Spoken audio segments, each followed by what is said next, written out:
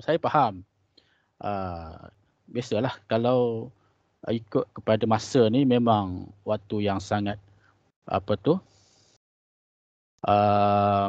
masa yang sangat elok. Bukan elok lah, waktu yang sangat enak untuk tidur, untuk menyambung tidur. Betul tak? Nyambung tidur. Sedap tidur lepas subuh ni. Tapi banyak perkara yang kita akan rugi, ya. Kita akan rugi. Rugi banyak sangat. Lebih-lebih kita ni orang Islam, ya. Kita orang Islam ni kita mesti amalkan bangun awal pagi, ya. Bangun awal pagi. Kita boleh sebagai orang Islam, ya. Lebih lagi pada murid-murid yang nak menduduki PSA ni, dia mesti mempunyai jiwa yang kental, ya. Jiwa yang kental untuk menghadapi apa juga kemungkinan, ya. Apa juga keadaan, situasi, tekanan, hambatan, apa sajalah situasi yang mencabar. Jadi kekuatan itu mesti kita sandarkan kepada pencipta kita, iaitu Allah Subhanahu Wa Taala. Jadi maka kita seelok-elok dan sebaik-baiknya kita bangun awal, ya. Kita bangun awal sebelum subuh je lah. Jangan kata awal tu subuh. Sebelum subuh lagi. Mana kalau subuh tu 5.56, kita bangunlah pukul antara 4.30 pagi, ya, hingga pukul 5.30 pagi tu. Waktu tu kita bangun. Kita bangun. Kita bangun tu buat apa? Buatlah apa yang patut, kan. Antaranya ialah jangan lupa solat tahajud, ya. Bangun, dan solat tahajud 2 rakaat. Paling-paling minimum 2 rakaat, ya, sebelum subuh. Ya, solat subuh. Sebelum subuh kita bangun untuk solat tahajud. Kita masa sujud tu kita mintalah kepada Allah Subhanahu Wa Taala apa jua, ya, sama ada kebaikan di dunia ataupun kebaikan di akhirat, ya, untuk berjaya di dunia, untuk berjaya di akhirat, untuk cemerlang di dunia, cemerlang di akhirat. Jadi kita kena minta. Kalau kita tak minta, macam mana nak bagi? Kena minta dulu. Ya, dapat tak dapat, itu perkara yang kedua. Ya, minta dulu. Kalau tak minta, belum tentu dapat. Kalau minta, insya-Allah, ud'uni astajib lakum. Bermohonlah, berdoalah, akan ditunaikan, insya-Allah. Cuma cepat lambat. Ada ditunaikan di dunia masa hidup, ada yang ditunaikan semasa di akhirat nanti. Tapi kita jangan berputus asa, ya. Jangan berputus asa. Insya-Allah kerja buat kita akan diredai oleh Allah Subhanahu Wa Taala. Jadi panjang pula saya punya intro tu. Lupa kita nak baca umul kitab, ya. Kita mulakan dengan baca umul kitab dulu. Al-Fatihah. Bismillahirrahmanirrahim. Alhamdulillahirabbil alamin. Ar-Rahmanir-Rahim. Maliki yaumiddin. Iyyaka na'budu wa iyyaka nasta'in. Ihdinas siratal mustaqim. Siratal ladzina an'amta 'alaihim ghairil maghdubi 'alaihim waladdallin. Amin. Jadi terima kasih kepada cikgu yang hadir, yang menyertai kita punya meet ni, ya, ataupun meeting kita ni, ataupun seminar ni. Pada cikgu pasal sini, cikgu Siti Rozila, cikgu Suhaili, ya, cikgu Suhaili, ya. Kemudian yang lain tu saya rasa semuanya murid, ya. Semua murid tingkatan 5 sini, ya. Kita sebenarnya memanglah untuk yang slot kali ini, ada satu lagi cikgu ni Rozilawati, ya. Kepuasan. Kita berikan ruanglah untuk murid-murid yang target A. Murid-murid yang target A yang ditetapkan oleh pihak guru lah, ya, pihak guru sekolah masing-masing. Jadi kalau ada juga yang lain yang menyertainya, kita buka je. Tak ada masalah, ya. Tak ada masalah. Jadi sebenarnya apa matlamat kita pada hari ini, ya? Apa matlamat kita ber-Microsoft Team ni? Payah nak sebut, ber-Microsoft Team pada pagi ini ialah sebenarnya nak continue nak sambung apa yang dibincangkan pada minggu lepas, ya, khususnya untuk ketah 2 lah. Jadi saya fikir macam tak seronok lah, ya, tak seronok sekiranya perbincangan yang minggu lepas tu tak habis. Jadi separuh jalan. Jadi tak berapa seronok. Jadi saya ni kalau buat benda tak seronok, dia jadi teringat, jadi teringat. Sebab itulah ambil inisiatif untuk buat juga pada hari ini. Walaupun mungkin penyertaannya tidak ramai lah pada awal-awal pagi ni biasanya. Sekarang pukul 10 sekarang macam naik bas lah. Nak ramai lah.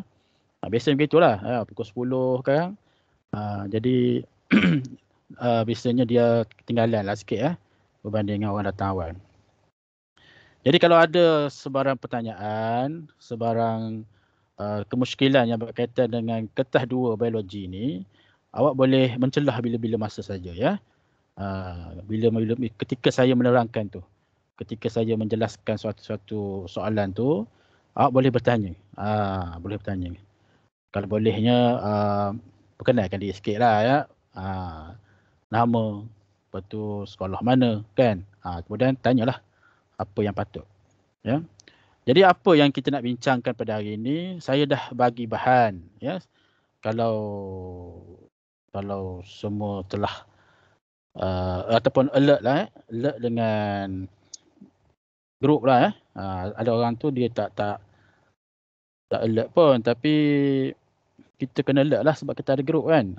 Kecuali kita ni outsider lah, ya, iaitu berkaitan dengan ketah 2, contoh saya ada bagi, ya, boleh tengok. Mungkin kita tengok grup yang seminar, ya. Okey, ini grup dia, grup seminar dan bangkit A biologi, nama dia tu. Okey, jadi bahan tu saya telah kongsi. Mana bahan tu, ya?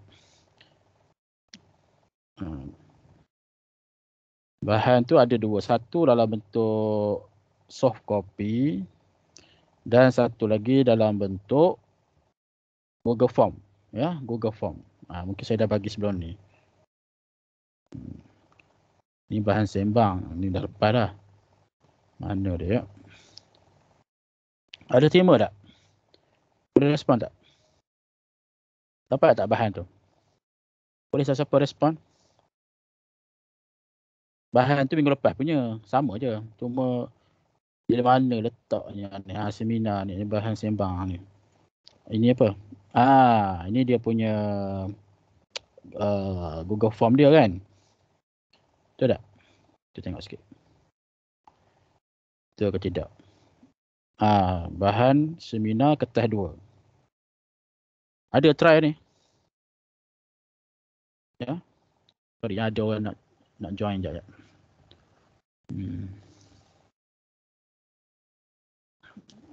Ada try. Kalau tengok sini respon 3. Ada 3 orang respon. Ya. Mungkin yang minggu lepas punya, ya. Fizah Syaukina, Ahmad Syaaban. Ada ke ni? Muhammad Lukman Hakim. Ada online sekarang ni. Semua daripada Syah, ya. Ada student Syah sini? Ada ke? Ada ke student Syah? Ada ke tak ada?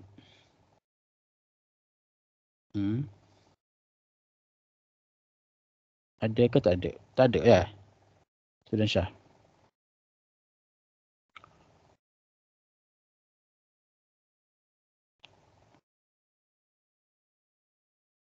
Okey, jadi inilah bahannya, ya. Saya akan rujuk pada yang ni pun saya boleh rujuk untuk jadikan sebagai apa kata bahan kita lah untuk kita bincangkan. Mungkin barangkali awak telah mencubanya, ya, ataupun mungkin tak cuba. Dia boleh jadi belaka. Boleh cuba, boleh tak cuba. Jadi kita cubalah. Kalau kita tak cuba, kita tak tahu. Kita tak tahu sama ada apa yang kita buat tu betul ataupun salah. Jadi semoleknya kita cuba. Kemudian bila kita dah cuba, kita proceed lah kita punya ataupun submit lah kita punya jawapan tu kepada guru biologi kita.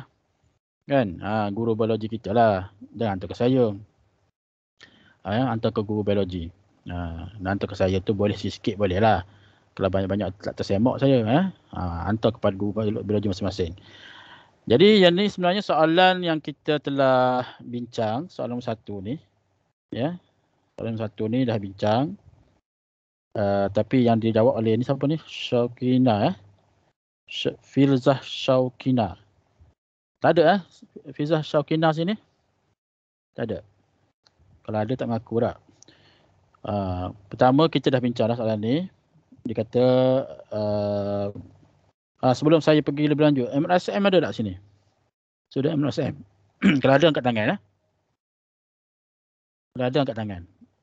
Bukan suruh angkat tangan betul lah. Ada simbol raise a hand tu. Bahagian atas tu. Tekan tu. Nak buka mic payah kan. Ada orang tu malu. Angkat lah tu. Tekan button apa tu. Icon tu. Icon raise a hand tu.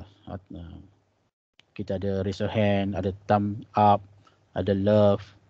Ada shake a hand. Ada love. Boleh bagi respon ya. Okey, jadi soalan nombor 1 kita dah bincang. Yang dijawab oleh Syakina ni R dia tak jawab. R dia tak jawab ya. Jadi S dia ialah dia kata jalinan endoplasma kasar.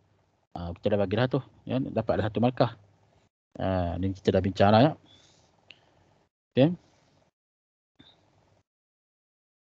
Ni kita go through lah sebab kita dah bincang. Mungkin minggu lepas ada yang tak join. Boleh tengok rakaman lah ya. Rakaman tu kita ada share. Cikgu biologi pekan ada share dalam grup. Grup seminar dan bengkel A+ tu. Tengok rakaman. Bukan tengok. Dengar. Dan tengok rakaman tu. Untuk soalan-soalan yang telah dibincangkan pada minggu lepas. Okey. Kalau saya ada soalan yang saya belum sentuh ataupun yang dah sentuh beritahu ya. Okey, saya rasa soalan ni belum tak? Soalan 2 betul ke? Boleh siapa confirmkan soalan S2? Ya, soalan S2 ya. Dah ke belum? Boleh respon tak?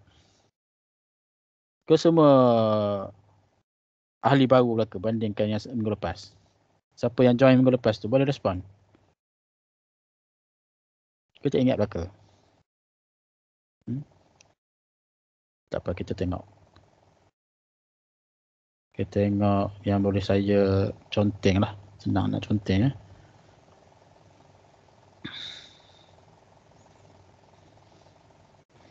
Kita memula soalan struktur dulu. Ni saya dah conteng dengan pen tu. Mana tahu lah itu dah bincang. Okey, ni dah bincang. Ini kita ignore. Okey, soalan nombor 2. Soalan nombor 2 ni belum lagi agaknya. Ya. Okey, boleh nampak ya yang saya share screen tu? Jelas tak? Boleh respon tak? Jelas tak? Jelas ke tak jelas? Jelas cikgu. Jelas ya? Ada juga orang respon. Ingat ke pakat tidur lah ke? Okey, soalan nombor 2 ya. Jadi diagram 2.1 shows the foods which contains carbohydrate ya, karbohidrat. Rajah 2.1 menunjukkan makanan yang mengandungi karbohidrat. Okey, karbohidrat. Tadi karbohidrat.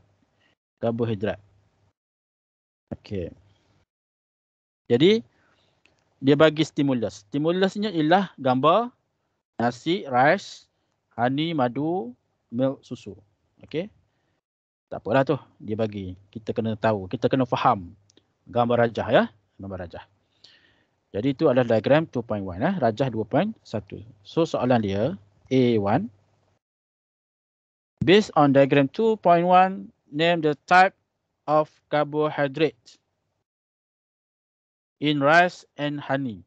Okay, in rice and honey ya. Berdasarkan rajah 2.1, namakan jenis karbohidrat. Okay, jenis karbohidrat dalam nasi, dan dalam madu. Markah 2 ya. Markah 2. Nasi dan juga madu.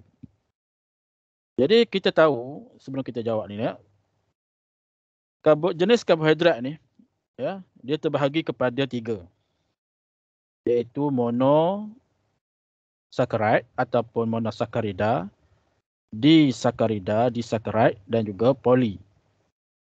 Ya, mono 1, di 2, poli lebih daripada 2. Banyaklah. Ya, lebih daripada 2.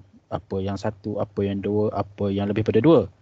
Dia punya rantai dia ya. Dia punya chain dia. Dia punya saccharide dia.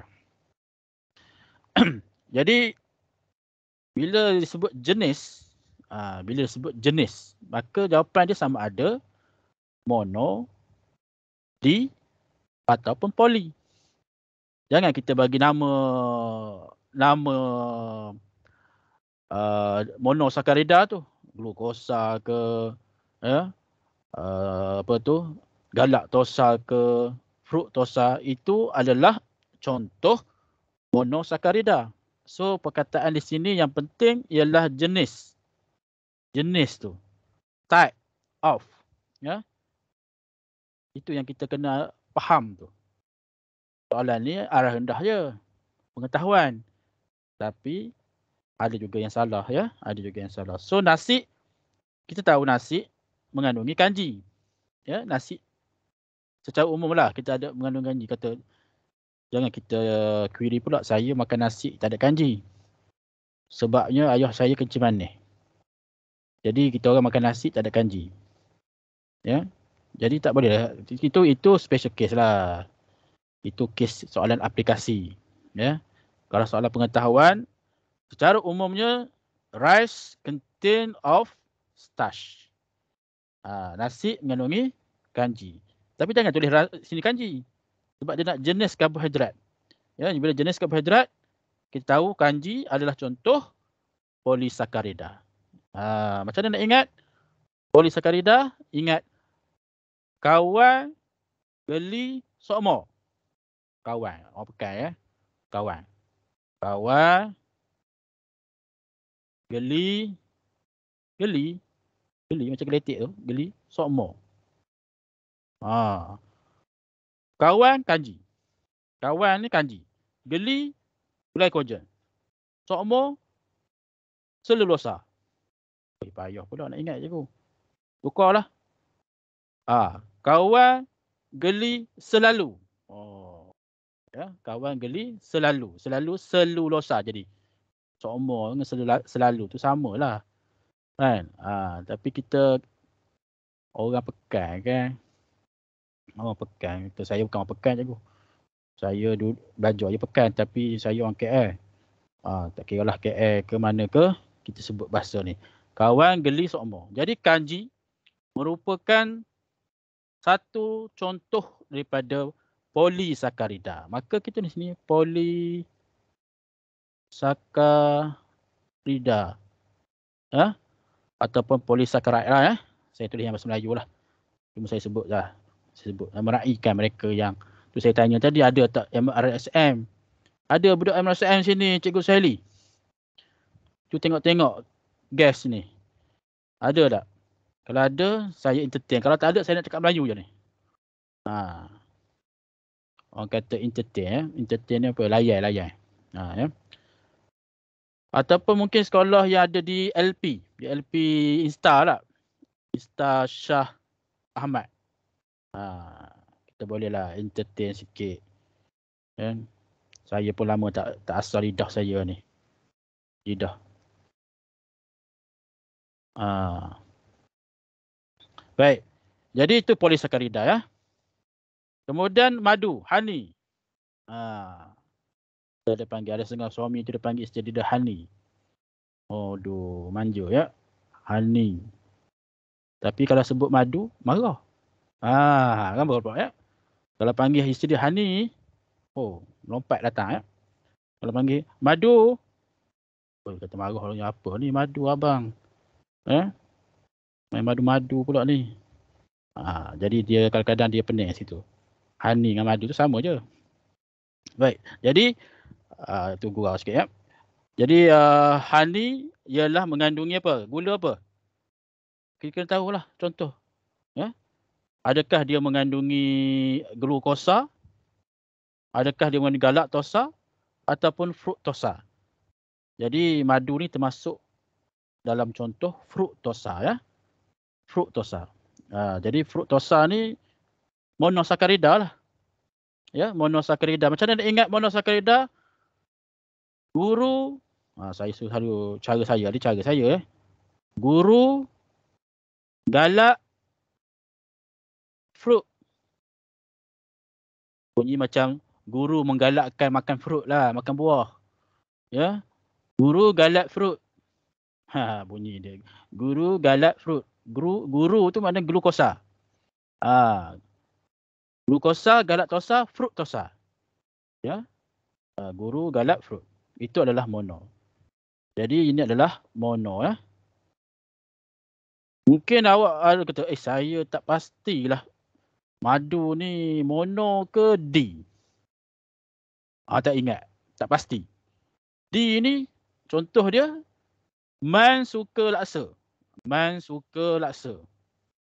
Man tu nama orang lah. Dalam bahasa Inggeris jadi man lah kan. Man suka laksa. Ya, man suka laksa. Man tu maltosa lah. Kalau tak suka man, tukar daripada nama M-A-L. Mal. Mungkin nama orang tu apa-apalah nama dia. Tapi boleh sebut mal. Mal suka laksa.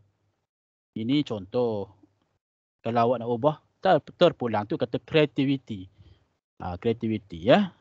Cara kita. Ini cara saya.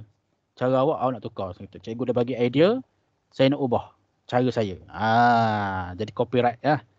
Ya, man suka rasa. Maltosa, sukrosa, laktosa. Jadi madu ni rasa macam mana? Manis ke masam? Kan? Manis lah. Madu asli lah ya. Bukan madu 3 ya. Madu asli. Jadi madu asli ni manis. Manis yang manis buah lah. Ya. Bukan manis gula. Ya, manis buah. Manis buah dia termasuk dalam glukosa. Termasuk dalam fruktosa. Sebab dia manis buah. Yalah madu ni macam-macam lah ya. Lebah ni dia hisap daripada pelbagai sumber lah. Ya. Kemudian kalau D ni dia kurang sikit manis dia tu. Seperti susu. Susu ni adalah contoh disaccharide ataupun disaccharida. Susu ni mengandungi laktosa. Laktos ya. Boleh tak tu susu? Susu laktosa. Maltosa, ada sukrosa, dia beza-beza ya. Kalau tebu sukrosa. Jadi di sini kita kena, walaupun nampak macam pengetahuan lah, tapi pengetahuan yang agak mendalam jugalah kita kena kaji di situ ya. Yang kita tahu dia punya contoh, iaitu contoh nasi ada kanji, madu ada fruktosa, susu ada laktosa. Jadi macam tu. Dan soalan dia nak jenis karbohidrat. Tu yang kita kena faham tu. Kadang-kadang kita misunderstanding. Ya, kesilapan kita di situ kerana kita pergi jawab lain. Orang tanya lain, dia jawab lain. Jadi itu yang menyebabkan kita rugi di situ ya. Bolehkah? Ya, boleh ke Anis? Nur Anis Alisha? Bolehkah awak? Anis? You respon sikit Anis. Anis Alisha. Boleh ke tak boleh? Dengar tak? Anis Alisha? Oh, Anis Alisha. Boleh. Anis Alisha ni lelaki perempuan? Lelaki? Allah Akbar. Sorry lah ya, ingatkan perempuan. Baik, soalan yang ketiga. Soalan ketiga. Apa ni? Soalan A2 tu A2. Salah, typing error. Selapan saya lah masa menaik tu. Okay. Explain why diabetic patient. Diabetic. Maknanya pesakit diabetes. Pesakit kencing manis lah. Bukan kencing masak. Kencing manis are advised not. Ni penting ni. Not, tidak. Not to consume excessive amounts of rice in their daily diet. Kenapalah pesakit diabetes ni dinasihatkan untuk tidak mengambil nasi secara berlebihan. Kataan di sini berlebihan, excessive. Dalam diet harian mereka. Jadi perkataan-perkataan yang saya bulat atau gariskan tu memberikan satu clue lah, satu cara. Bila kita nak menjawab, jawapan kita tu mesti menjurus ke arah tidak, yang tidak, ataupun yang menunjukkan ekstrim, iaitu berlebihan. Kalau jawapan kita biasa-biasa, markah kita pun biasa-biasa saja. Kalau kita nak jawab satu jawapan ataupun nak dapat point lah, dapat markah, kita kena meraihkan soalan tu. Itu istilah dia. Kita selalu sebut dari segi bila nak marking ni, student boleh meraihkan soalan yang ditanya. Macam tu. Jadi macam mana nak meraihkan? Jadi kita kena kenal pastilah point ataupun dia punya perkataan yang penting yang kita kena garis. Sekarang ni cuba kita letakkan kita ni, na'udzubillah lah, sebagai orang yang pesakit kencing manis. Bukan betul-betul lah kita ni pesakit kencing manis. Kita nak cuba kita, orang kata, letakkan masalah orang tu pada di kaki kita. Macam tu, macam kita menjiwai. Jadi sekarang ni kita kena beritahu subjek ialah nasi. Subjek ni ialah rice, nasi. Kenapa tak boleh makan nasi secara berlebihan? Yang pertama kita kena beritahu nasi mengandungi kanji. Okey, nasi mengandungi kanji. Itu fakta dia. Mengandungi kanji. Tak ada orang nak boleh nafikan tentang perkara tu. Tadi kita dah sebut di awal tadi, nasi ada kanji. Ataupun kalau kita sebut, kita tak nak sebut perkataan kanji ni, kita sebut tentang polisakarida tu. Boleh juga. Boleh. Tapi kita tak boleh ulang yang polisakarida tu, tapi kita nak boleh gantikan perkataan lain. Katakan kita nak kata mengandungi rantai panjang monosakarida. Apa boleh? Mengandungi rantaian panjang monosakarida. Tapi tak boleh sebut mengandungi polisakarida sebab soalan tu dah ada tadi. Soalan tu dah ada sebelum tadi kan. Jadi tak boleh diterima. Jadi rantaian panjang monosakarida boleh. Okey, itu dia punya fakta dia. Kemudian kita nak sokong. Kenapa dengan kanji tu? Kenapa kanji? Kenapa dengan rantaian panjang monosakarida tu? Maka kita tambah dengan perkataan kita kata glukosa berlebihan tidak boleh ditukarkan kepada glycogen. Kita kata glukosa atau kalau kita sebut gula lah. Gula pun boleh lah. Yang berlebihan. Okey, berlebihan ni kita nak sambut soalan tadi sebab dia kata berlebihan. Jadi glukosa atau gula berlebihan tidak boleh. Sebab apa kita sebut tidak boleh? Sebab dalam soalan tu ada kataan tidak. Tidak boleh ditukarkan. Okey, kita gunakan istilah tukar .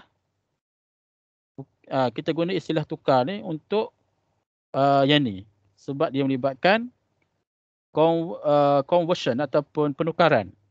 Tidak boleh ditukarkan kepada glycogen. Saya punya huruf besar kecil ni abaikanlah ya. Patutnya G kecil tu. Okey. Jadi poin di situ ialah glukosa ataupun gula yang berlebihan. Sebab apa berlebihan kita kena tulis? Sebab dalam soalan tu ada. Atau kalau kita tak guna perkataan berlebihan, kita guna perkataan tinggi, banyak. Tu ya similar lah tu, same meaning.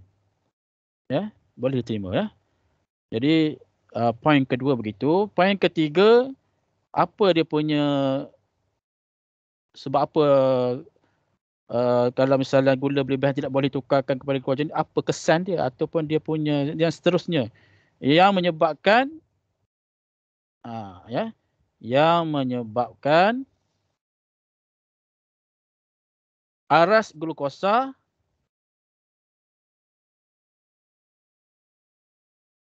yang tinggi. Perkataan tinggi tu. Perkataan tinggi tu adalah nak menyambut juga perkataan berlebihan tu. Nak meraihkan. Nak menjawab soalan tu. Ya, kalau kita tak tulis perkataan tinggi, ia jadi tak kemas jawapan kita tu. Tak kemas, bukan tak kemas je lah. Tak dapat point lah. Ya. Yang tinggi dalam darah lah kalau kita nak tambah dalam darah. Okey. Sebab apa? Sebab apa merujuk ni? Kerana pesakit ni lah pesakit diabetes ni. Sakit diabetes. Apa yang dia tak ada? Tidak boleh Tidak boleh buat insulin. Tidak boleh merembeskan insulin. Kataan tidak boleh tu kita raikan dia. Sebab dalam soalan ada ada. Okey. Sebab ada dalam soalan. Kita ambil warna biru. Okey. Yang ni tadi tidak, not, ya, apa lagi tadi yang saya gariskan tadi, berlebihan, excessive, kita gunakan di sini ya. Tidak boleh, ya. Dan ni tinggi, jadi gariskan tu tidak boleh. So dalam kita nak menjawab soalan seperti ini, soalan ni soalan kebat sebenarnya ya, tapi kebat yang rendah lah ya, taklah tinggi sangat. Kita kena tahu ya. Kadang-kadang ada pelajar ni dia cerita betul, dia cerita yang poin pertama ni okeylah, nasi mengandungi kanji. Okey, bagus. Satu. Kemudian glukosa tidak boleh ditukarkan. Disebut tidak boleh, maknanya dia tertinggal perkataan berlebihan. Perkataan berlebihan ni tak ada. So tak ada markah situ. Ya. Sebab perkataan berlebihan ataupun yang seangkatan dengannya seperti banyak, tinggi, ia adalah nak menyambut soalan tu. Ada perkataan lain lah. Nak compatible. Bahasa kampung saya compatible. Dia nak synchronize. Tinggi lagi. Nak sepadan.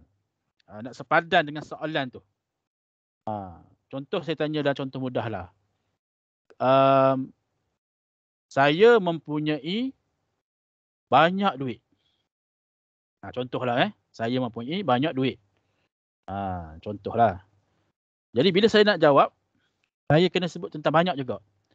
Jadi kalau soalan tanyalah, apakah yang boleh dibeli oleh saya tu? Soalan tanya kan. Saya mempunyai banyak duit, statement dia. Soalan dia, apakah yang boleh dibeli oleh saya?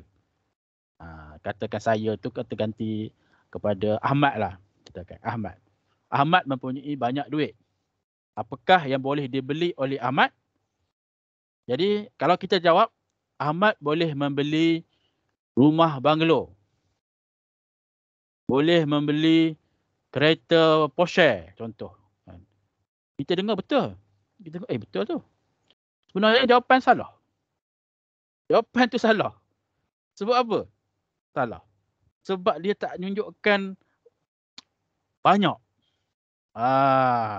Walaupun kita kata, banglo tu kan mahal. Ada banglo yang murah. Jadi kita kena sebut macam mana? Kena perbaiki sikit. Ahmad boleh membeli banyak banglo. Tu je. Ataupun Ahmad boleh membeli banglo yang bersaiz besar. 15 tingkat. 15 tingkat banglo. Contoh tak? Menunjukkan bahawa ekstrim. Ya. Ahmad boleh membeli banyak kereta Porsche. Sebab ada Porsche yang lama. Kereta Porsche tapi tahun 60. Tahun 70 punya. Harga 30,000 je. Cuma road tax mahal. Harga boleh beli. Tak tahan road tax dia. Cukai jalan dia tu mahal sangat. Ya. Jadi macam tu. Faham tak? Ya. Kalau tak tu boleh respon ya. Kalau tak faham boleh respon. Sebab tu kadang-kadang kita kata, saya dah jawab dah cikgu, ikut buku teks. Ikut buku teks jawapan saya. Tapi kenapa salah? Kalau cikgu tu tak ada pengalaman menanda, dia kata, betul ya. Dia pun bagi, saya silap lah. Kan? Tapi kalau ada pengalaman menanda, dia kata, awak tak dapat markah ni sebab awak tak ada perkataan berlebihan ni. Perkataan berlebihan ni awak tak ada. Allah, cikgu, perkataan berlebihan je pun.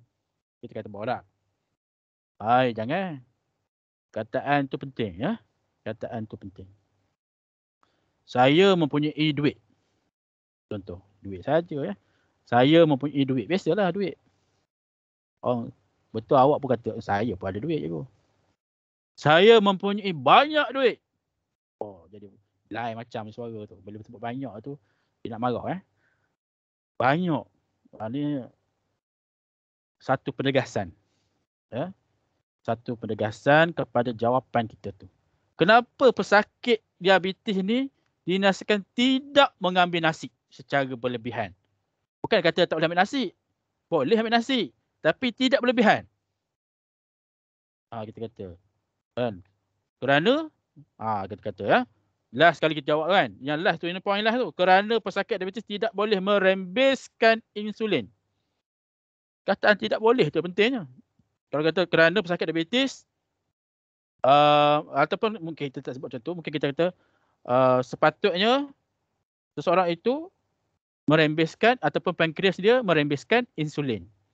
Jadi kita jawab tu tak kena kepada point kita tu.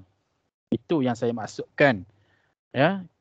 Kita menjawab apa yang ditanya. Ditanya. Kita pun nak marah kalau kita tanya lain, orang jawab lain. Kan?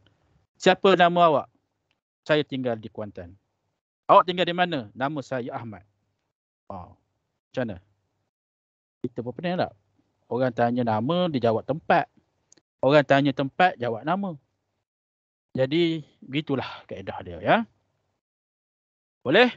Ada soalan? Next. Soalan B ya. Soalan 2B. Diagram 2.2 shows the formation of molecule V in milk. Inilah V ni. Tak tahulah molekul apa tu ya. Tapi dia kata dalam susu. Tadi saya dah bincang tentang susu.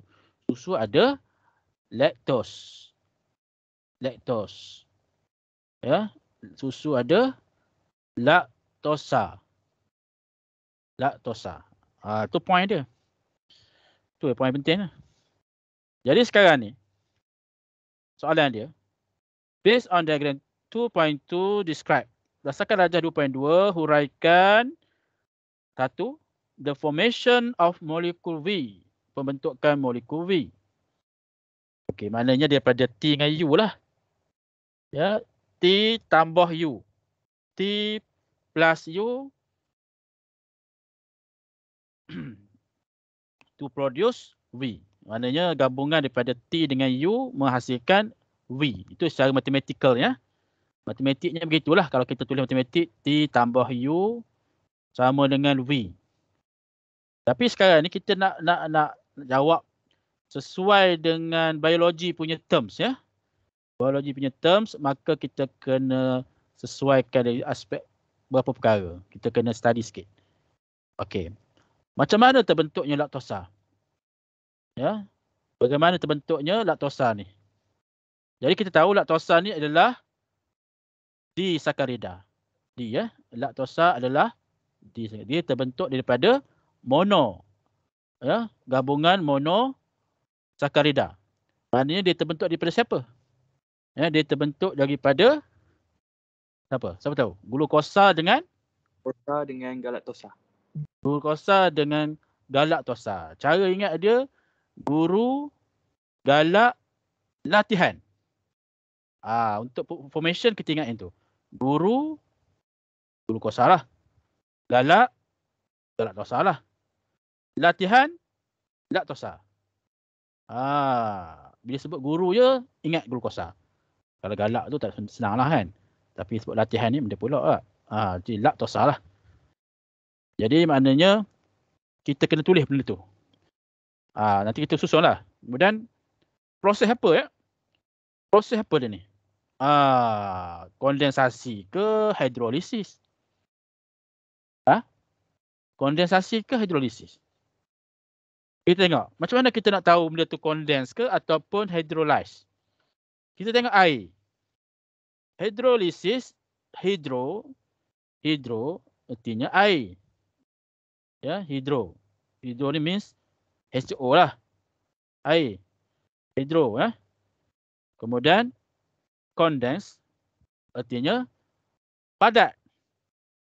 Macam perah lah, perah. Perah. Kalau kita tower kita tu basah, kain kita basah, kita pulas. Kita perah. Air keluar. Sekarang ni air ni berada di sebelah ni. Air ni berada di sebelah produk. Bermakna ini adalah kondensasi. Ya. Kondensasi, bukannya hidrolisis. So perkataan kondensasi itu penting untuk kita masukkan nanti sebagai jawapan ya. Ada yang nak cuba? Ada yang nak cuba? Yang nak try? Boleh? Boleh buka, boleh onkan mic. Ada yang nak cuba? Volunteer? Ada ke? Ada ke tak ada?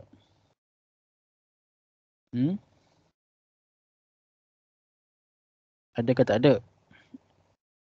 Kalau tak ada, kita terus je lah ya. Kalau tak ada. Okey, jadi sekarang ni kita tahu proses yang terlibat adalah proses kondensasi. Ya, pembentukan molekul V ni terbentuk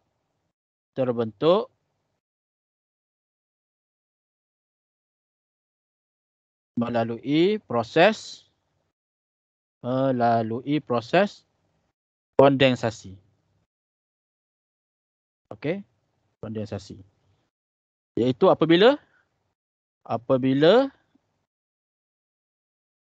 sebutlah tadi.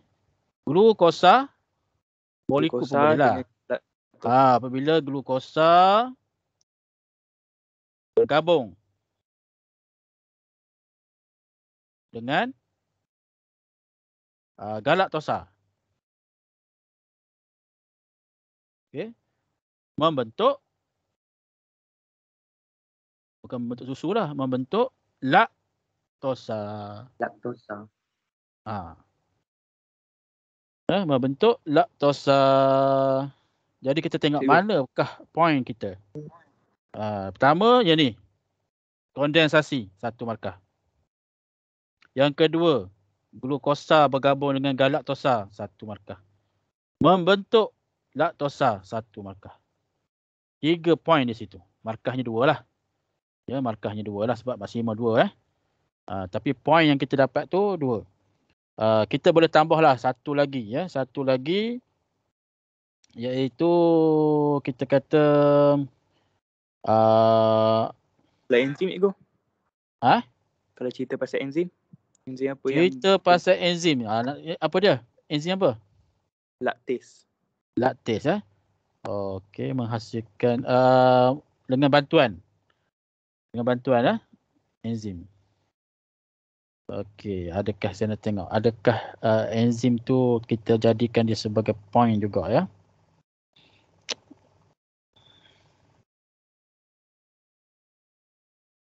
Kalau ikutkan memanglah enzim apa tadi kata?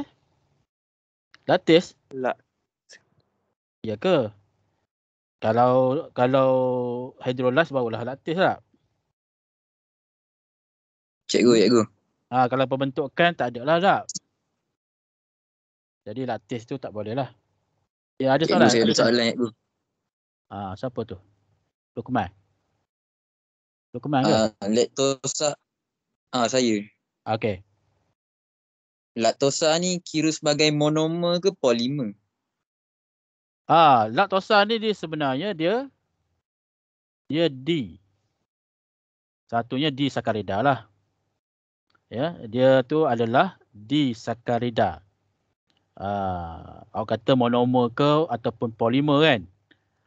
Monomer satu maknanya termasuk dalam yang monosakarida lah. Jadi laktosa dia sebenarnya perkataan polimer ataupun dia tu monomer itu tidak menjadi berapa penting. Dia bukan pointnya di situ, ya. Pointnya sini ialah kita nak tahu TU tu siapa? T itu mewakili siapa? Mungkin kita kata saya tengok dia punya dari segi kimia lah, dia punya rupa dia ni. Ya. Rupa dia ni. Kita kata. Ya. Sama je. T dengan U ni patutnya benda yang sama. Tak. Dia kalau dari segi kimia dia ada lagi dia punya ikatan-ikatan tu. Tapi tidak dah dilukis semua. Tapi yang penting sekarang ni kita tahu susu adalah laktosa. Laktosa disakarida. Disakarida terbentuk daripada monosakarida. Yang maknanya gabungan dua monosakarida. Ya, macam tu. Secara kondensasi. Okey, secara kondensasi. Cikgu. Siapa tu? Sebutkan nama, siapa tu? Saya ada soalan. Okey, Hidayah. Hidayah sekolah mana? SMK Seri Pekan. Okey, teruskan. Okey, Hidayah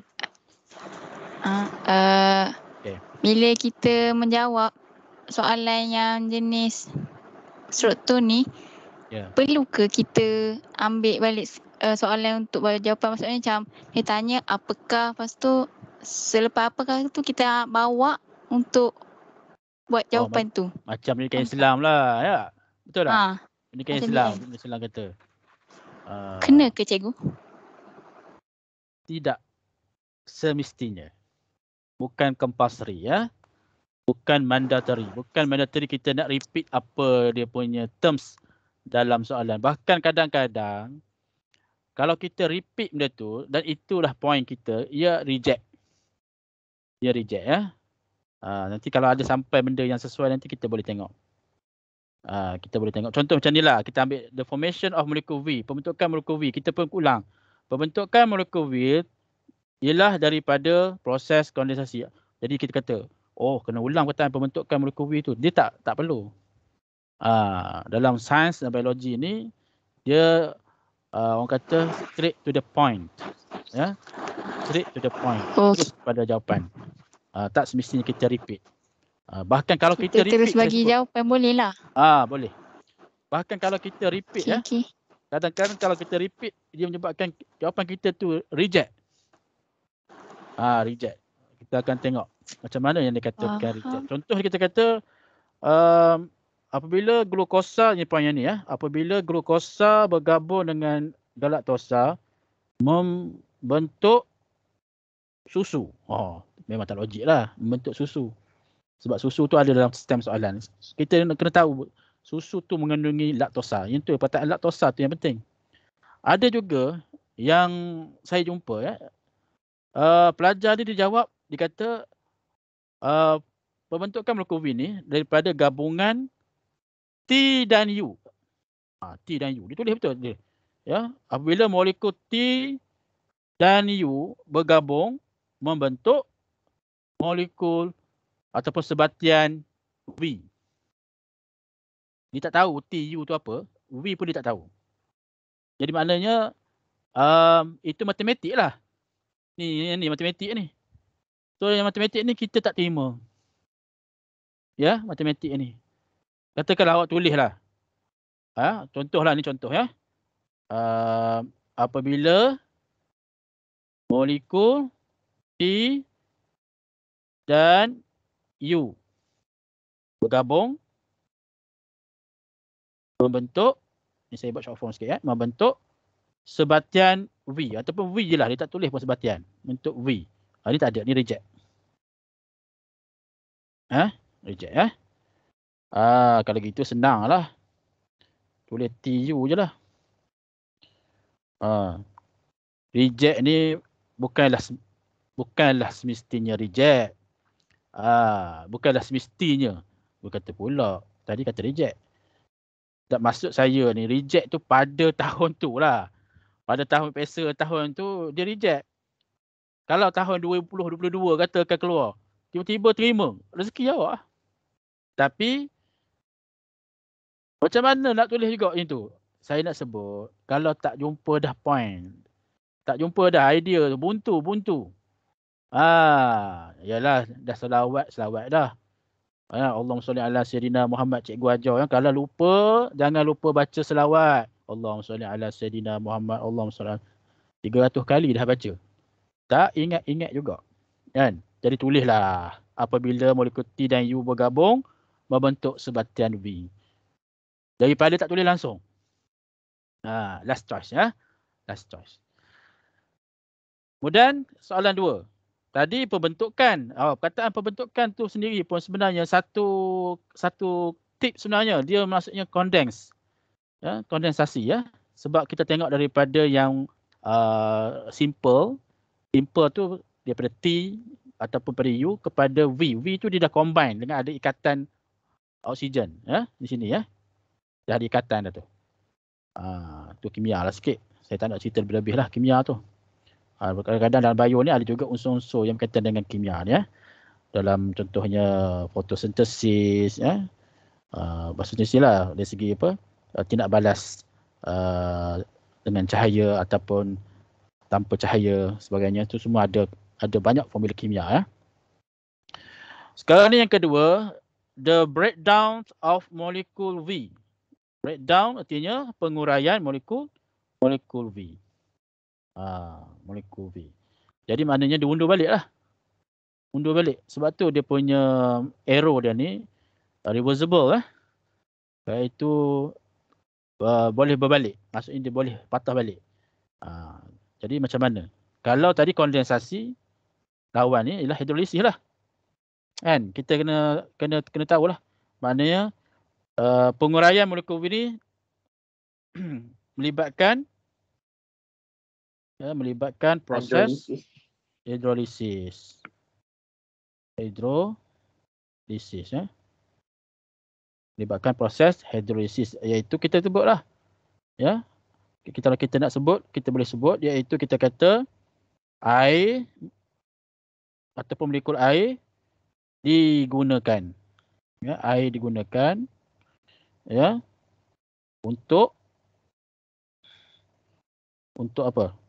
Kita boleh gunakan perkataan, kalau menukarkan tak boleh ya.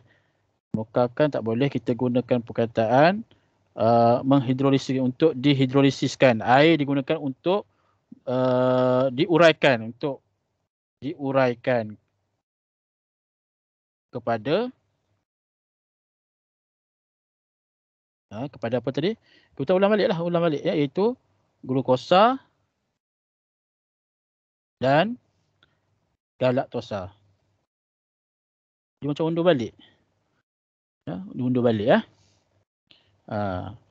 Melibatkan air ataupun menggunakan air untuk menguraikan diuraikan kepada glukosa dan galaktosa daripada laktosa. Dia sebenarnya dari segi susun ayat ni tak kisah. Yang pentingnya ayat yang kita tulis tu betul. Itu yang pentingnya. Ya? Daripada mana, apa yang patut ada. Kan? Itu yang penting. Yang penting di situ, pertama hidrolisis. Kemudian air digunakan. Poin kedua. Kita boleh ambil itu. Ini saya padam lah. Okay. Kemudian diuraikan kepada mana? Pada siapa? Kepada glukosa dan galaktosa. Kemudian daripada mana puncanya? Itu laktosa. Okey. Jadi kalau perkataan diuraikan, saya nak sebutkan ya, saya nak tekankan di sini perkataan ni ya. Saya start sikitlah. Diuraikan ni kita tidak boleh menggunakan perkataan tukar ya. So perkataan tukar ataupun ditukarkan tu atau dalam bahasa Inggeris kita panggil convert. Reject ya. Is not allowed. Ya, is not allowed. Cikgu nak tanya. Ya. Maknanya diuraikan tu kalau nak guna dalam English to break down lah. Boleh. Breakdown boleh. Broken down boleh. Hydrolyzed boleh. Digested. Digested. Kalau istilah digested, maksudnya dicernakan lah. Dia ada enzim lah. Ya, enzim melibatkan enzim. Ya, barulah boleh situ. Nak masukkan enzim laktase. Tapi sebenarnya point enzim laktase tu untuk kali ini kita, walaupun awak tulis, tapi dia kira sebagai macam tidak relevan di sini. Ya, tidak relevan. Tapi pun tengoklah markah dia 2 je. Ya. Markah point yang kita ada ni pun dah 4 dah. Ya, dihidrolisis, air digunakan, kemudian diuraikan kepada apa? Daripada laktosa dah 4 lah situ. Ya, tapi markah 2 je maksimum. Kan? Kalau lah soalan essay, ya, yang 4-5 markah tu, kita masuklah enzim tu. Kita masuk ya untuk hidrolisis.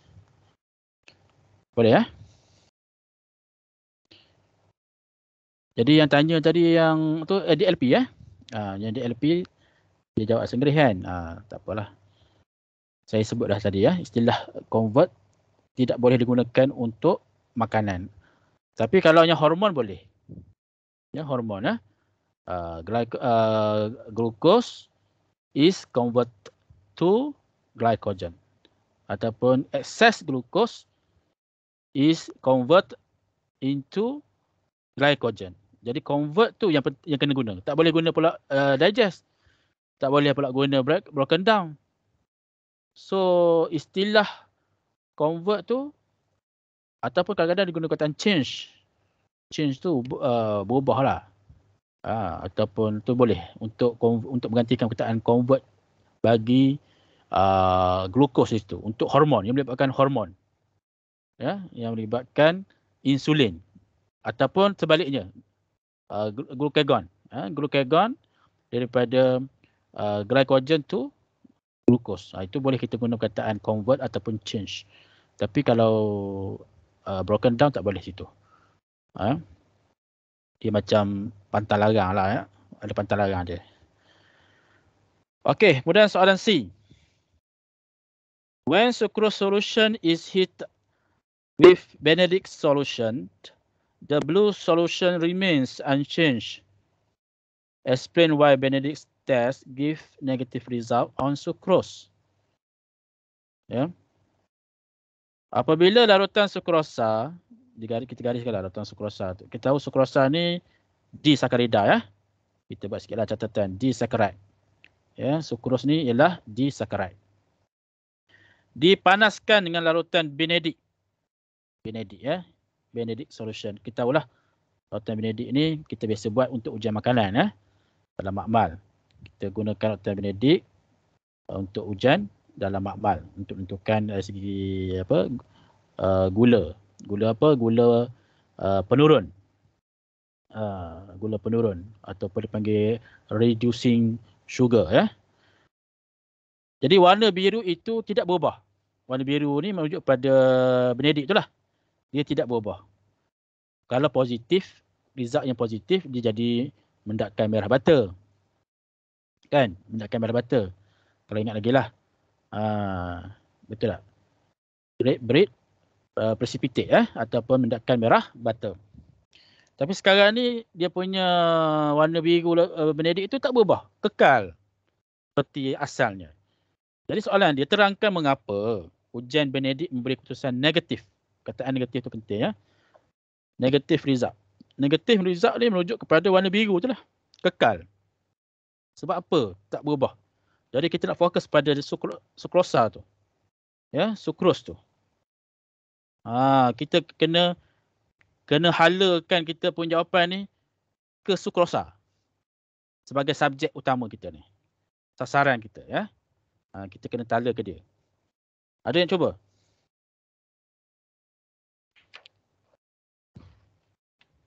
Kita kena introduce dulu. Sukros ataupun sukrosa ni adalah gula bukan penurun. Ya, sukrosa ataupun sukros is a non-reducing sugar. Adalah gula bukan penurun. Itu fakta dia. Okey, itu fakta dia. Sukrosa adalah gula bukan penurun. Fact dia. Sucrose is a non-reducing sugar. Ataupun not a reducing agent pun boleh. Kemudian poin yang kedua, kita kata sukrosa ni tidak bertindak balas. Ya, dia tidak bertindak balas. Jadi sukrosa tidak. Okey, perkataan tidak. Tadi dia kata negatif negatif.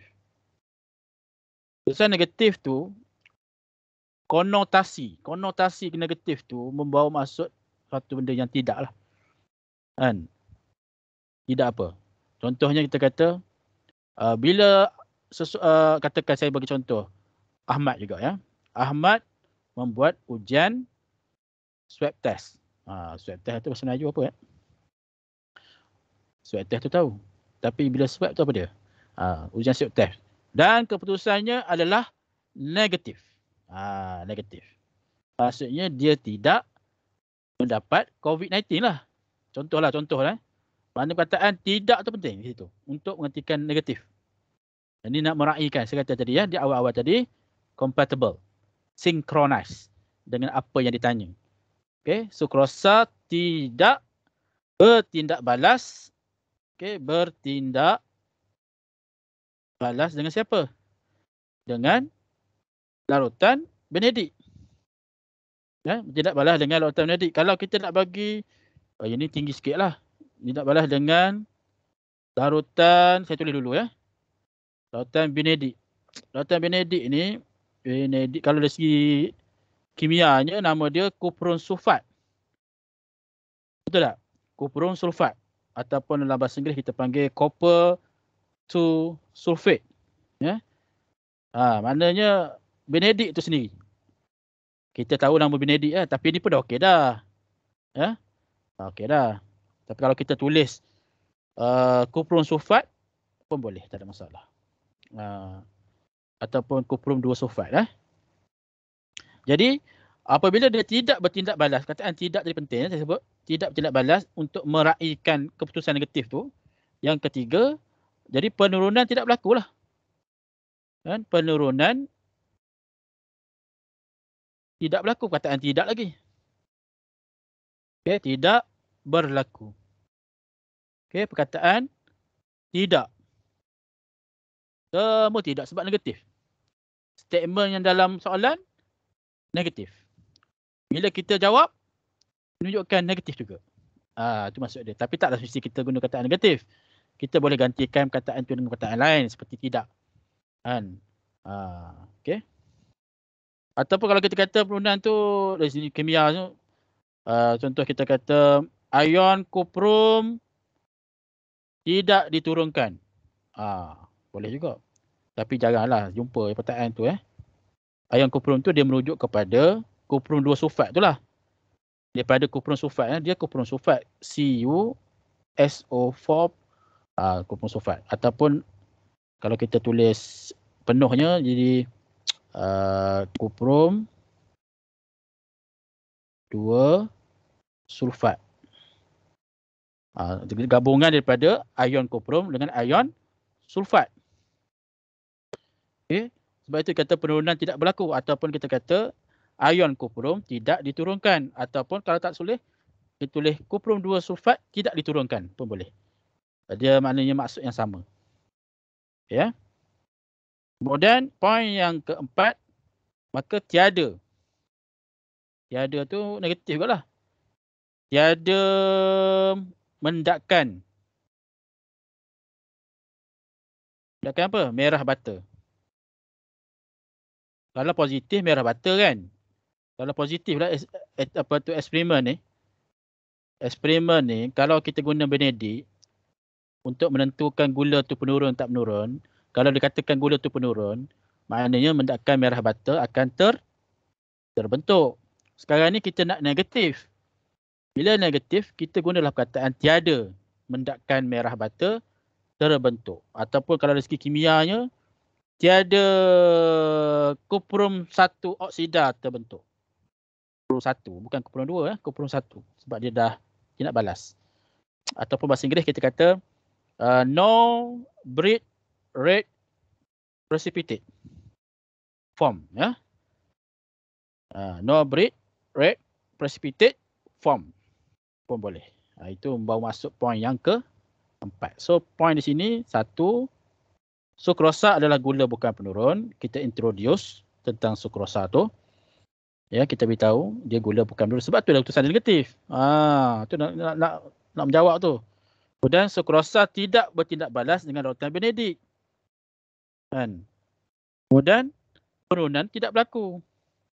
Dan tiada mendakkan merah bata terbentuk. Ya. Barulah kita dapat poin tu. Untuk soalan C. Boleh? Ada soalan? Ada soalan ke?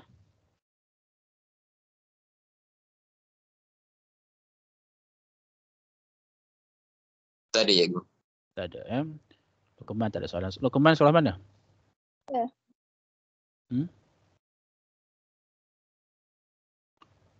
Jangan lupa ya. Oh, Syah. Okay. Jangan lupa ya, yang hadir ni isi borang kehadiran ya. Borang kehadiran yang saya ada share link dia dalam grup ya. Grup seminar dan bengkel A+. Tu. Tolong isi. Sambil-sambil tu. Ya, ada soalan tadi dengar macam nak tanya je. Tak ada, cikgu. Tak ada ya. Okey, soalan nombor 3 ni kita dah bincang minggu lepas. Sebab saya ada contoh tu dah bincang tu. Okey, saya terus skip lah itu ya. Saya nak pergi soalan nombor 4. Nombor 4. Soalan nombor 4.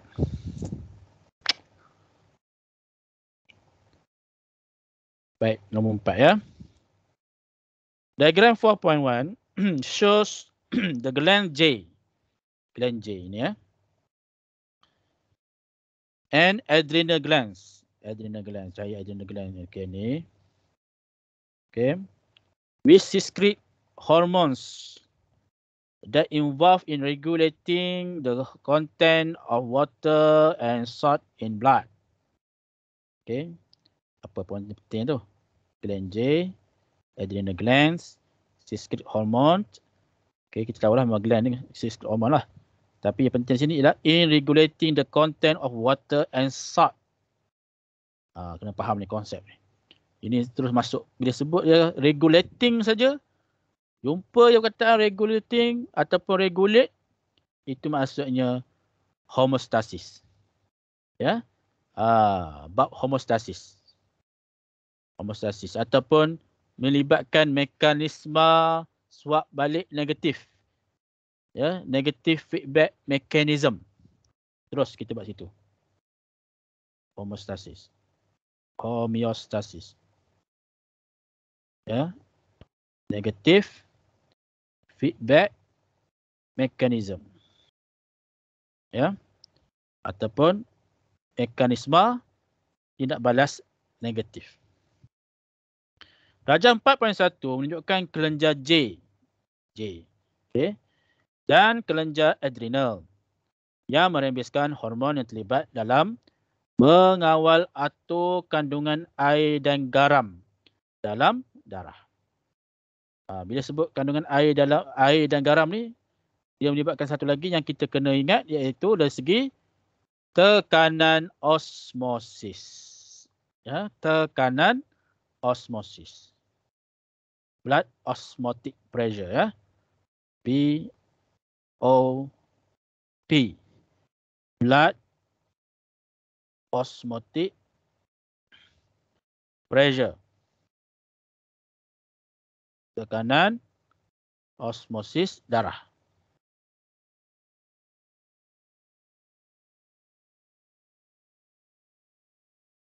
Okey, kita tak awak lagi, kita tengok dulu.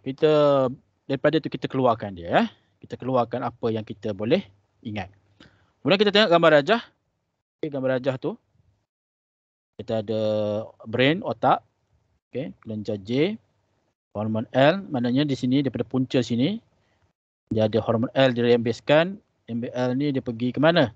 Dia pergi ke kelenjar adrenal. Ya, dia pergi ke ginjal. Dia pergi ke sini. Ginjal, kidney. Itu juga lah sinilah, samalah. Kiri kanan, ya. Kiri kanan tu dia pergi ke ginjal. Kemudian satu lagi arrow tu kita tengok daripada kelenjar adrenal ni. Kelenjar adrenal tu dia pergi ke ginjal. Kita ambil warna biru. Yang ni. Ya. Yang ni kelenjar adrenal. Arrow tu tunjukkan dia menghala ke ginjal. Okey. Itu yang kita faham lah pada gambar rajah. Kemudian soalan dia. A1. Name the hormone L and M. Ni soalan pengetahuan lah. Apa tu L? Hormon L. Kelas pula. Apa tu hormon L? Tengok. Kalau dia tu berasal daripada otak, kelenjar J lah. Mana kelenjar J? Ya. Tahu tak kelenjar J itu kelenjar apa? Dia tak tanya tak J ya. Tapi kita tulis sini. Ini adalah P. Huruf P apa dia? Pituitary. Pituitary. Ya. Saya tulis lagi deh, tak apalah. Pituitary gland ataupun kelenjar pituitary. Jadi kalau yang berasal daripada kelenjar pituitary, mesti akhiran dia mesti H belakang. Jadi hormon yang terlibat, ya, istilah tulis dulu. Kalau boleh tulislah sini, ya. Tulislah hormon L. Yang ni siapa yang tanya tadi kan, kalau misalnya awak tak tulis, jadi dia macam something wrong sikit. Sebab tu kena tulis yang ni. Ini saya kata tak semestinya kena tulis. Bila sebut tak semestinya, bukanlah maksudnya tak perlu tulis. Ada tempat kena tulis. So tulis hormon L, buat dash ke, ialah ke tak apalah. Ialah, apa dia? L ialah ADH. Mesti akhiran dia H. Ya, apa saja. Apa lagi yang belakang H? Contoh-contoh hormon yang belakang dia H belakang. Apa lagi? LH, ya, luteinizing hormone, GnRH, dan GH, FSH, ya, TSH. Apa lagi? Semua yang belakang dia H belakang tu, itu adalah daripada kelenjar pituitary. Itu clue dia, ya. Kalau tidak, yang tak ada H belakang tu, mana daripada kelenjar-kelenjar selain kelenjar pituitary. Sebab kelenjar pituitary ni dipanggil the main gland. Kelenjar utama. Ya, yang kontrol. So, kelenjar-kelenjar lain seperti kita ada thyroid gland, kelenjar thyroid. Kemudian kita ada kelenjar adrenal. Kita ada kelenjar apa lagi? Pancreas. Ya, pancreas. Kita ada testis bagi lelaki dan juga ovari bagi perempuan, ya. Jadi itu adalah kelenjar, ya. Itu adalah kelenjar. Jadi yang dikeluarkan, yang dirembeskan ialah hormon. Hormon ini bahan kimia. Ya, bahan kimia yang dirembeskan oleh kelenjar kepada siapa? Kepada organ sasaran yang diperlukanlah. Ikut keadaan lah, ikut perubahan, ikut keadaan, ikut punya cycle. Ya. Jadi hormon L ialah ADH. Kenapa ADH? ADH adalah antidiuretik hormon. Kita boleh tulis nama penuh ataupun kita tulis ADH, diterima ya. Tak ada masalah. Nak tulis nama penuh pun boleh, tapi pastikan ejaan tu ya. Kalau nak tulis huruf besar. Kemudian hormon M. Tulislah hormon M apa dia? Hormon M ialah apa dia kelas? Hormon M? Tahu tak? Adrenaline. Apa dia? Adrenaline. Adrenalina. Dalam konteks ni air dan garam. Kalau melibatkan kandungan air dan garam, hormon yang sesuai adalah aldosteron. Ya, aldosteron.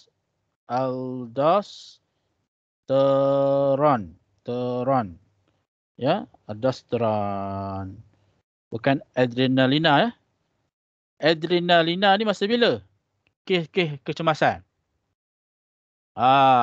Ketakutan. Ataupun kita cemas, berdebar-debar. Berdebar-debar nak apa?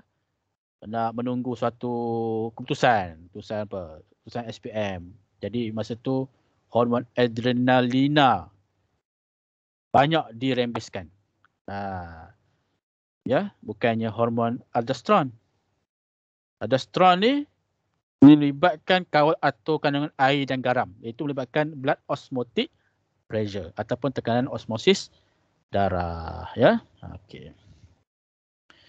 Kita pergi kepada soalan A2. The water content in blood is lower than the normal range. Lower ya. Perkataan lower tu penting. Okey, perkataan lower tu penting. Explain how gland J. Gland J tadi kita dah take sebagai pituitary ya. Regulate. Perkataan regulate tu penting untuk tunjukkan proses kawal atur iaitu negative feedback mechanism ataupun homeostasis. Okay. Regulate the water balance in the blood. Maksudnya dia nak kembalikan kandungan air ni kepada normal. Macam mana? Kelenjar J tu. Ya, bagaimana kelenjar J ni dia nak mengawal atur keseimbangan air dalam darah. Masalahnya sekarang ni apa dia? Kandungan air dalam air lebih rendah. Itu masalah dia. Kalau lebih rendah, nak normal kena tambah. Kan? Konsep homeostasis ni begini ataupun negative feedback mechanism. Ya, kita ada katakan satu line. Line ni adalah inilah bukan line lah ni, petok Ini adalah normal. Okey, normal. Normal ni okeylah. Ada masa kita kalau misalnya berada di bawah.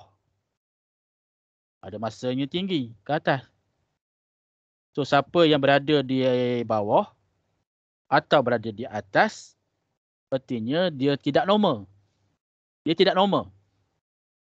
Jadi kalau dia lebih, yang di atas ni, dia perlu diturunkan. Kalau dia tu rendah, dia perlu dinaikkan, ditingkatkan, ditambahkan.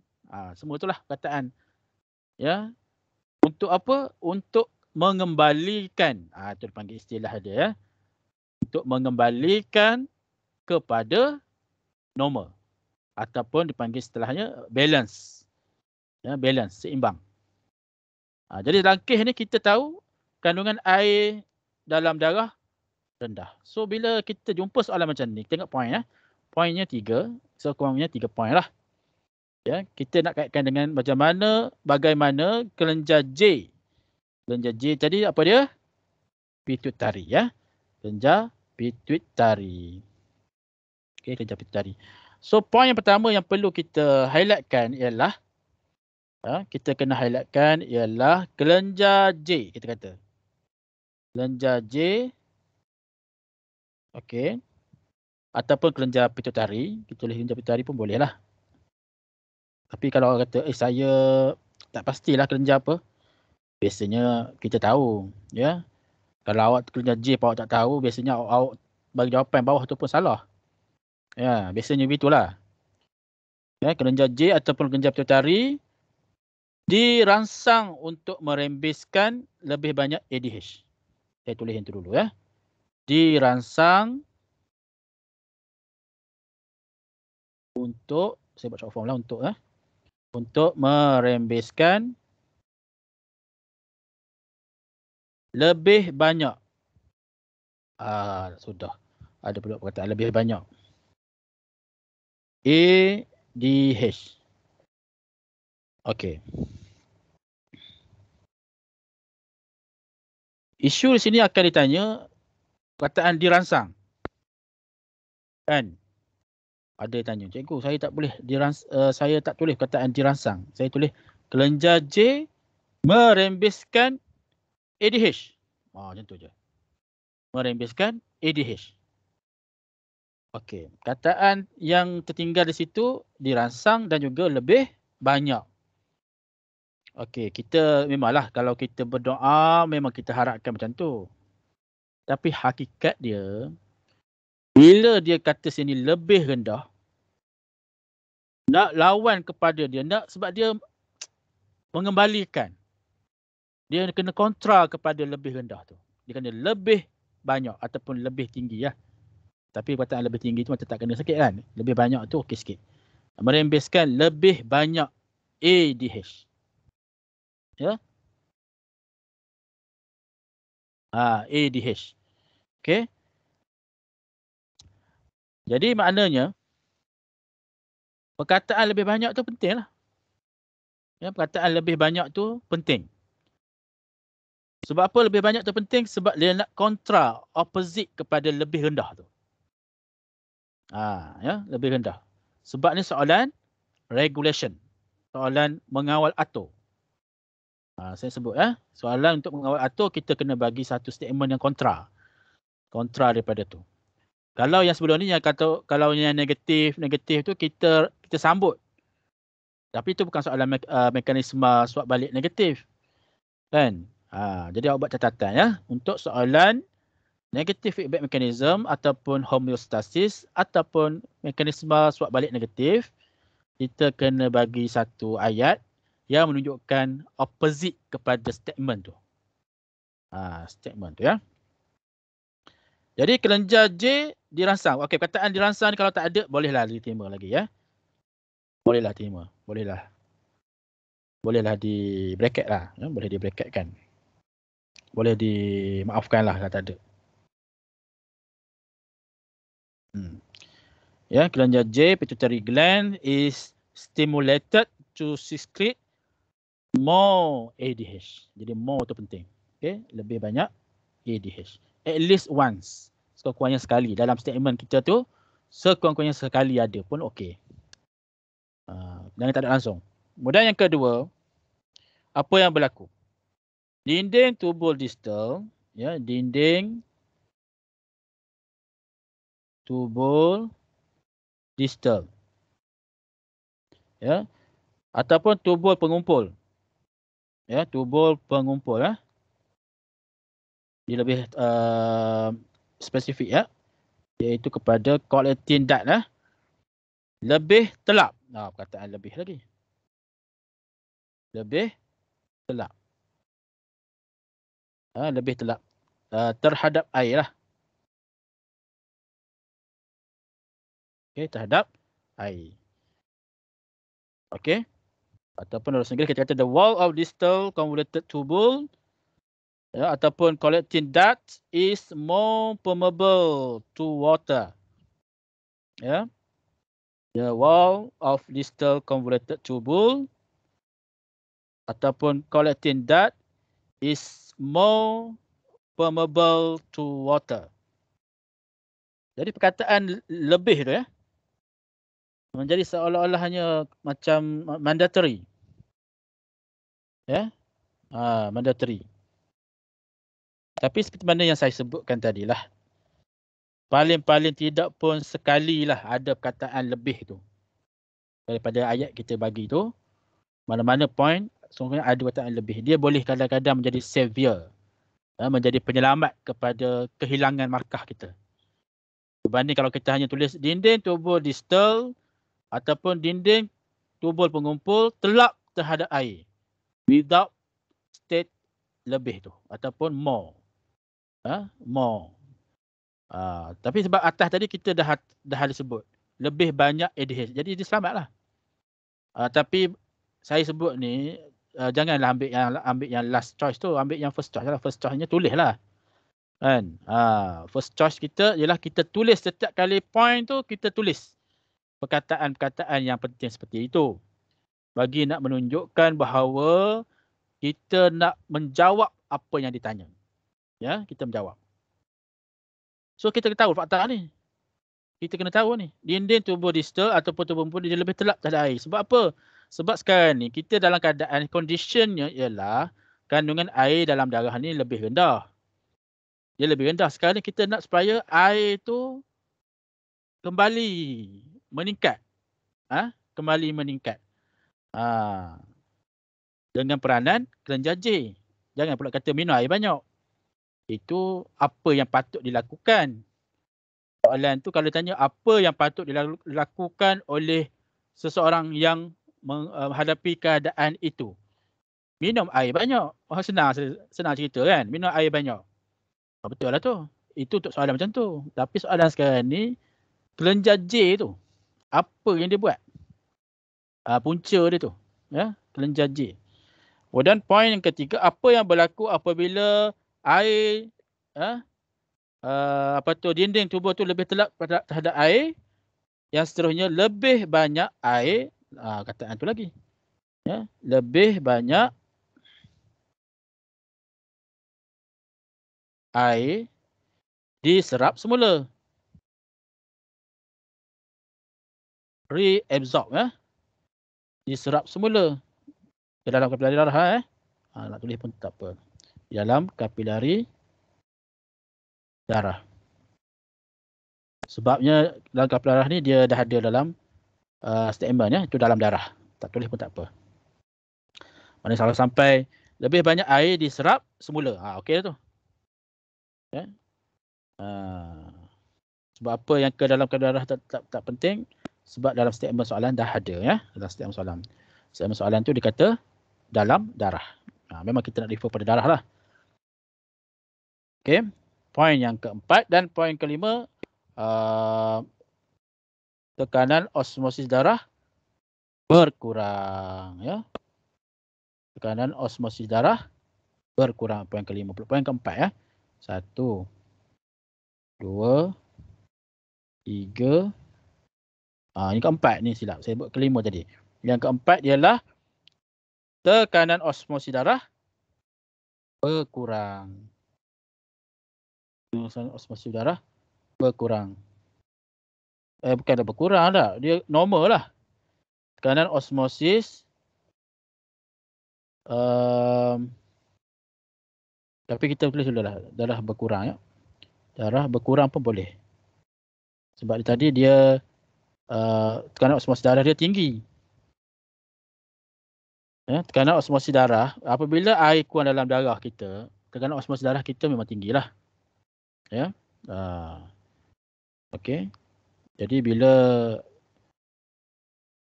dinding tubuh distal lebih telap berair, kemudian air banyak diserap semula ke dalam kapilari darah, maka tekanan osmosis akan berkurangan. Ataupun kalau kita nak tulis, boleh terima jugalah, ya, boleh terima.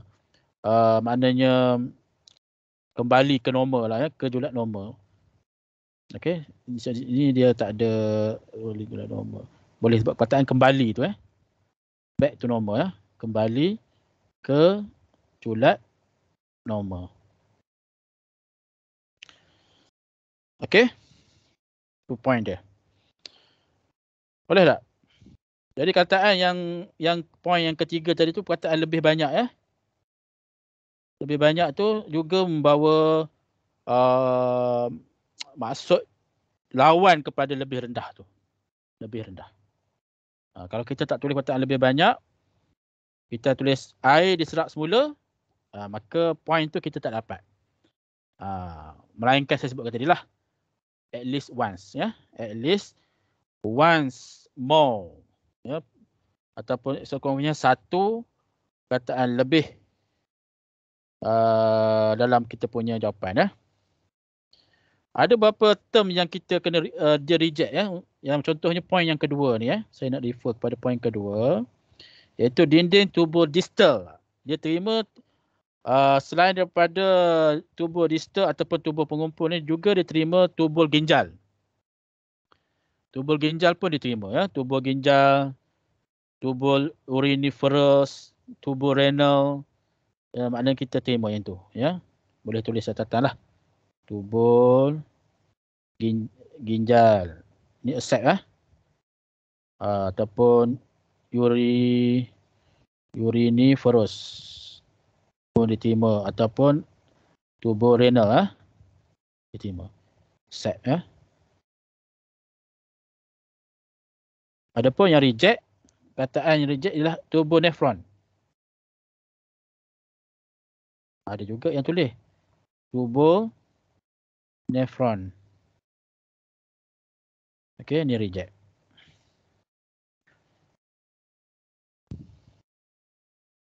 Okey. Ada soalan? Awak akan jumpa sebenarnya banyak soalan juga yang berkaitan dengan regulation, ya. So kalau jumpa soalan regulation seperti mana yang saya sebutkan awal-awal tadi, kita tahu tu adalah konsep homeostasis. Ya, homeostasis ini satu proses yang melibatkan perubahan sama ada fizikal ataupun perubahan kimia yang berlaku dalam tubuh kita ataupun dalam darah kita atau dalam badan kita, supaya ianya kembali ataupun berada pada tahap yang normal. Bagaimana badan kita ni dia nak nak memastikan, ya, supaya faktor-faktor fizikal, faktor-faktor kimia yang berada dalam badan kita ni berada dalam julat yang normal. Contoh faktor fizikal seperti suhu badan. Suhu badan itu faktor fizikal untuk kawal suhu pada normal 37 darjah Celsius, ya. Ataupun faktor kimia seperti tekanan darah, tekanan osmosis darah, aras gula dalam darah, ya, tekanan air dalam darah, apa-apa sajalah yang melibatkan faktor kimia, itu adalah konsep homeostasis. Bila sebut homeostasis, maknanya ia melibatkan mekanisme swap balik negatif. Negative feedback mechanism. Ya, negative feedback bermaksud satu mekanisme pembetulan, correctional mekanisme, ya. Satu mekanisme untuk membetulkan keadaan yang lari ataupun yang terkeluar daripada normal. Sama ada tinggi sangat atau rendah sangat, nak kembali kepada normal. Seperti mana yang saya sebutkan tadi, ya. Baik. Sekarang ni 9:57. Kita sekejap lagi kita akan rest kejap, ya. Rest kejap lah. Saya pun nak rest juga. Kita rest dululah. Kita solat duha dulu, ya. Sekejap lagi pukul 10. Kita rehat sekejap. Awak pun boleh rehat sekejap. Boleh ambil wuduk untuk solat sunat duha dulu, ya. Kalau boleh amalkan solat sunat duha, ya, setiap hari untuk murah rezeki. Murah rezeki. Rezeki itu bukannya duit je. Rezeki ni macam-macam. Terhindar daripada bala, itu pun rezeki. Ya. Terhindar daripada penyakit, itu pun adalah rezeki. Rezeki ni tak semestinya dalam bentuk material, ya. Bentuk yang kita nampak. Duit, pakaian, rumah, makanan, apa-apa lagi. Umur yang panjang pun itu adalah rezeki. Umur yang panjang dan berkat. Okey, jadi untuk soalan yang seterusnya kita akan sambung pada pukul 10:15, ya. 10 suku lah, ya. Bolehlah kita minum air dulu. Nak pergi solat duha, ya, boleh solat. Siapa yang boleh solat